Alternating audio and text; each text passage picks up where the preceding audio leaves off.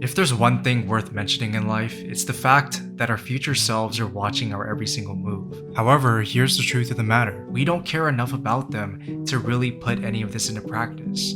I mean, it goes without saying that every decision made today will affect the person that we become in the future. We don't just magically become that person that we want to be overnight. It takes a bit of commitment, a bit of trial and error, succeeding and failing, rising and falling, and a little bit of confidence with a little bit of doubt. You have to be intentional with where you want to be in life, and luckily, there is a word for that, and it is called self-care. But if there's one thing that I've learned about self-care, it's the fact that it isn't fun and sometimes it doesn't feel good. But that's exactly why it's so hard to do. Nobody wants to go through that struggle of self-care and to put in the work to actually improve themselves. And it certainly doesn't help that self-care is considered quote-unquote ugly. It isn't something that you can post on Instagram to brag about. You can't make it pretty or presentable, so why would anyone want to do it? I think the answer truly lies in who you are and who you have envisioned yourself to be. Because even though self-care is the undesirable thing to do in a given moment, it is the most necessary thing for your growth and longevity. Self-care can mean anything from waking up early in the morning to start your day, to forcing yourself to go to the gym when you don't want to taking new opportunities that promotes growth and longevity. These are just some examples that fall under the umbrella of self-care, and although they might feel bad in the moment, they also put you one step closer to creating a life that you can actually see yourself living. This is why it's so important to not only keep your future self in mind, but to also clearly define what self-care actually means to you. When it comes to my self-care, I've always struggled grasping what it actually meant. And I think the main reason is that I've gotten to a point where I just labeled everything as self-care.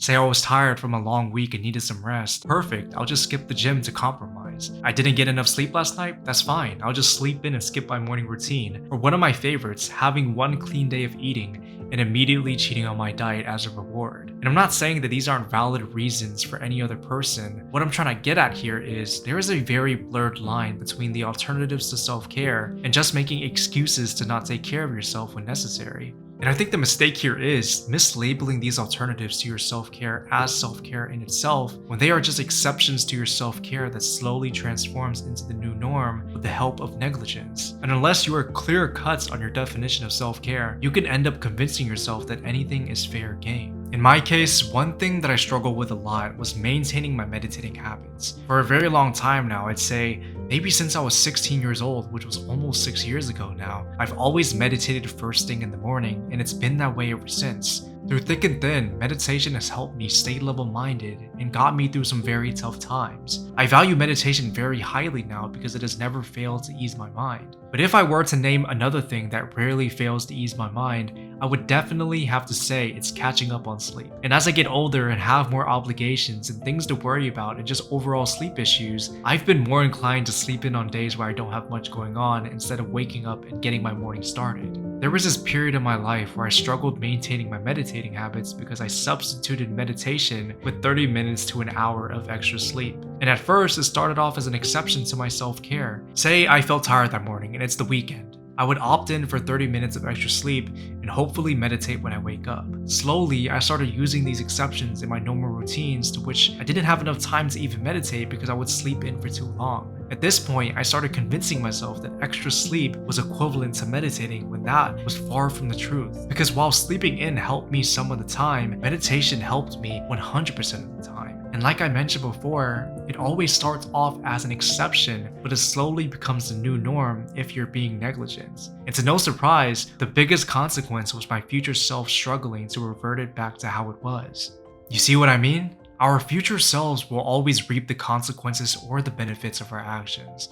So the best way to go about this is to ask ourselves on a daily basis, what would my future self think? This will give you a sense of direction and purpose for whatever activity you decide to engage in. Will they be grateful for your commitment to taking care of your mental health with meditation? Will they appreciate your efforts in trying new things knowing that it'll help you grow in the long term? Will they thank you for your struggles that you had to endure in the present to build a better foundation for the future? Remember, you can't just choose what feels best right now because what's best right now might not be what's best for later. When it comes to my life, one thing that I love keeping in mind when it comes to self-care is the fact that money and time shouldn't matter. Obviously, there's going to be a few exceptions, but when it comes to taking care of yourself, you shouldn't have to worry about the circumstances surrounding your life. Whether you're 18 years old or 50, rich or poor, a doctor or a cashier, no matter where you are in life, self-care will always serve you. When I think about this, I'm instantly reminded of why I take care of myself so diligently. It's not something that someone else can appreciate or even acknowledge. It's for me to ensure the most holistic way of living that I can. But you have to remember that this isn't only for the version of yourself right now, it's for the version of yourself that you aspire to be all the time. A person that can only be seen in the future.